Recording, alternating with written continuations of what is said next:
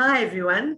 I am Lois, your friend for forgiveness from Walking Without Skin, and I use the acronym SMILE to describe what I do. I'm a speaker, mentor, inspirer, learning facilitator, and empowering coach.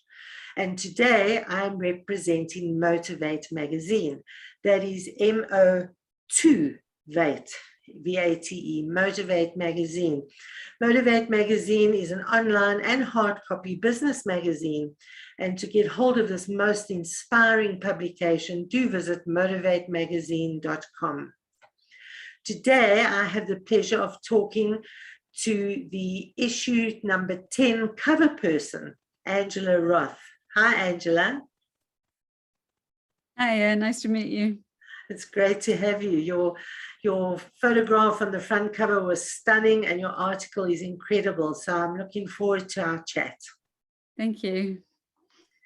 So what will you choose today is the question.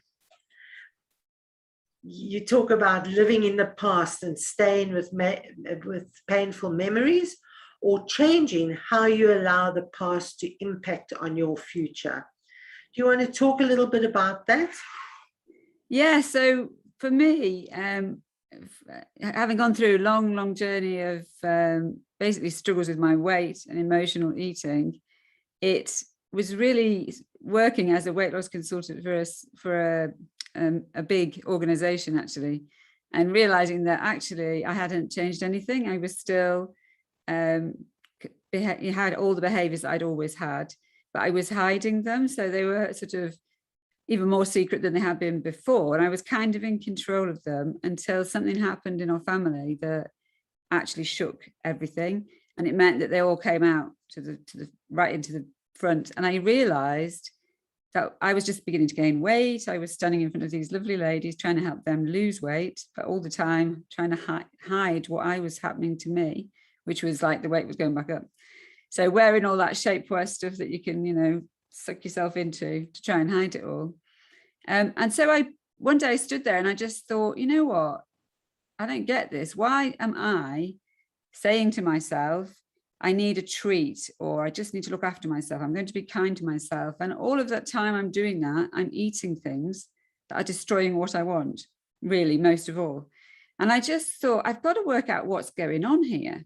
And as I did that and began to look back at what had happened in my childhood and through my sort of teenage years and so on, I began to realize that I was living in a way that was being affected by what people had said and thought and done to me as a teenager, which was basically I was very badly bullied to do with my weight. Well, I wasn't actually that overweight, but I was lonely. I didn't have any friends and they picked me as a target. And I had taken on board all of that stuff. And I was living in the belief that what they said was right. And there was a part of me that was almost using it as an excuse to be where I was. It was like, well, it's not my fault. They said those things about me. And it was kind of giving me an excuse to live in this way, that I needed this comfort with chocolate, basically, because that's what I'd started eating then. And then I began to realize that actually those girls very likely were doing what they were doing because of something that was going on in their life that they had no control over. And so by letting them affect me, I was actually just taking on board things that weren't true. It wasn't true that I was fat. It wasn't true that I didn't deserve to have friends, which is what they told me. None of that was true. And it came from something that they probably couldn't control. So I needed to let go of it. And so I began to realize that by forgiving them and by releasing that pain, I could actually change my future, because at the moment I was allowing what had happened in the past to set my path forward into the future. But instead of doing that, if I let go of the past and chose not to live in it, then I could change my future and I could make it different. And other things that had happened, I'd lost a sister to suicide. That had affected me very, very much. And again, you've got no control over those things. I know why she did it, but I can't change it. I can't go back and change it. But instead of living in that pain, I could release her and forgive her for what she did, because she didn't know what she was doing. She didn't mean to hurt us. And so letting go of that gave me huge release. And it gave me a real excitement to now live as the person I'm meant to be. And so I've done a lot of work in that area of now loving myself for who I am and believing that I've got a message for the world, I've got something to give, and therefore walking forward into the future. And it's made a massive difference to my life. And it makes a massive difference to anybody's life if you're willing. You've got to do the work a little bit though. You know, you've actually got to go back and face what happened that has made things happen in your life before. So what prompted you to go back and to make the connection with your past and your present?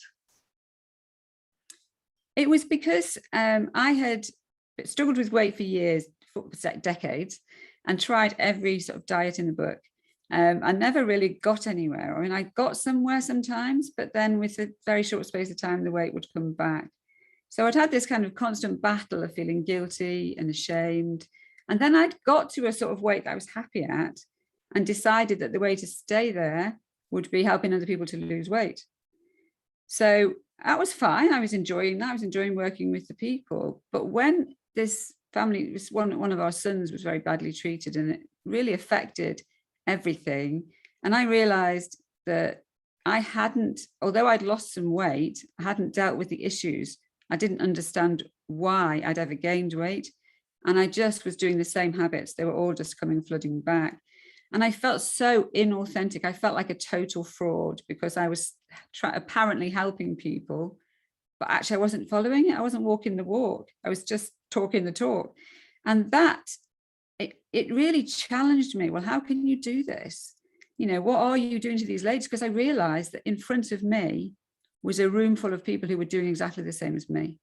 You know, week in, week out, you would hear somebody saying, oh, I've had a rubbish week this week. I've been eating chocolate all week. Or I've had chips every night, or I've been drinking the wine every night. And I'd be saying, oh, well, who else in the room?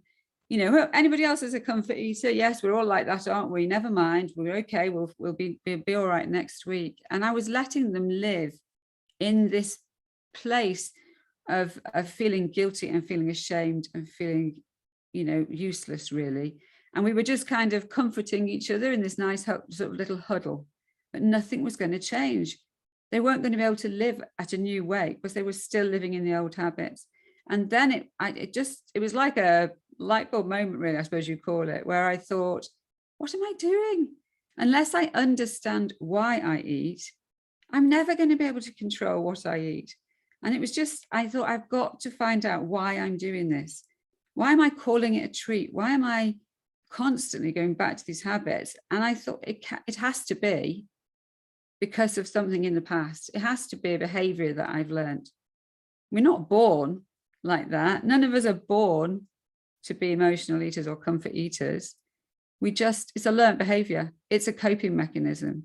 And so that really triggered this, okay, let's go back and find out where it began. Yeah. Well done on doing that. I think it's amazing to be able to make that connection between the present and the past. So often we battle to see that thread that is running through our lives. And sometimes it's not even our past. It might be our parents' past, later, earlier generations, that we're carrying some of their trauma as well. So well done and congratulations. I have a question for you. Do you still enjoy chocolate? I love it. But you know what's different now? At one time, if somebody gave me chocolate for a birthday, I would be so cross. I'd be like, why are you giving me chocolate? You know that I struggle with my weight. Why are you giving me chocolate? You know, I'd be really quite frustrated. I wouldn't say it to them. I'd be sitting there saying, oh, thank you very much. But actually like really cross. And then I'd say to my husband, well, you better have this. Could you put it somewhere? Because otherwise I'll eat it all. And I was terrified that I would like eat the whole box, because the truth is I would. If I'd started, I wouldn't be able to finish. Now the difference is, and I think actually the day that I realized everything had changed was the day that my youngest son gave me some of my favorite chocolates as a Valentine's present. Actually, it was a lovely present. And I was really excited, and I had one and he put them in the fridge. And I was more excited about the fact that I could save the others for another day and just enjoy one than about having the chocolates in the first place. And so every day I could go and have one and enjoy it and really savor it with no guilt whatsoever, knowing that the next day I can go back and have another one. But that need to eat them all or to be afraid of them had gone. So you went back and you forgave those bullies from your childhood. How did you do that? I looked at the situation. I actually took myself back there in a way. And I realized that we are all a product of things that we pick up and we learn. And usually our behavior is affected by how we've been treated. And so understanding that it's very unlikely that they suddenly decided to do that out of the top of their heads with nothing having happened to them. I just saw it and realized that we are affected by our past. And for somebody to be a bully, it's not a genetic thing. You're not born a bully. You become a bully because of something that happens to you. And that's what happened. That's what had happened there. So I needed to actually look back and say, I can't change what they did. And blaming them for what they did is not going to help me. It's damaging me. So much better for me to say, actually, I'm just going to release you. I don't know why you did it. I expect that you will have suffered yourself before and probably afterwards, because people won't have liked you. People won't like you in life until you've changed. And so I just laid it down and said, I'm not going to let you affect me. You had no right to say the things that you did. And you have no right to affect me now. It's not going to benefit me. And that's really, really powerful. And I find that with people I work with, it'll either be something like that that's happened in their life where somebody's treated them badly. It could be an abusive marriage, for example, or it will be a parental thing. Sometimes it's because dad wanted a boy and you were born a girl, something like that. Or maybe it's because you're a second child and you don't match up to the first child. You're always feeling like you're the second best. Something that's happened. And invariably, if something's happened from your parents, like you've just touched on, it will have been because of something that happened to them. They will have been treated. And none of those things that are back there, we can change. They're stuck. They're done. They happened. But what we can do is choose not to let them affect our future going forwards. And that's in our power. We're the only person that can do that. And we're the person that can love ourselves the best. We're the person that can speak words of love and peace and forgiveness into our own lives. And as we do that, what a change, what a dramatic change about who we are, and what we've got to offer to the world and how we can love ourselves and our bodies. It's, revolutionary. It is. And yet it's so simple, really. Self-love, self-care has got to come first. You can't love others unless you love yourself. So that's fantastic. You mentioned your sister. I'm sorry to hear about that, but you forgave her as well? Yeah, I think that's one thing that you don't necessarily think about doing to start with, because when somebody's died, and I've lost a brother and a sister, and both affected me traumatically. And with my sister, she took her own life. And for some time, the anger that's there, if you've lost somebody through suicide, you'll know there's an anger, there's a resentment, there's a, that somebody could do that. And you can't understand how they could do that. And actually, just for a very, very brief glimpse of time in my life, I sort of went into a very dark place. I wasn't very well at the time. And something just happened that said to me, do you know what? When somebody does that, they have no understanding of who's around them. They're in such a black place that they don't think they've got any choice. It's not because they want to hurt you. They just don't think they've got any choice. And I just knew that by being angry at her and being frustrated, because she'd been one of my confidants, actually, as growing up, she had looked after me. So I think that's probably why I was more angry. By letting go of that anger and just releasing her and forgiving her for any effect that had on me.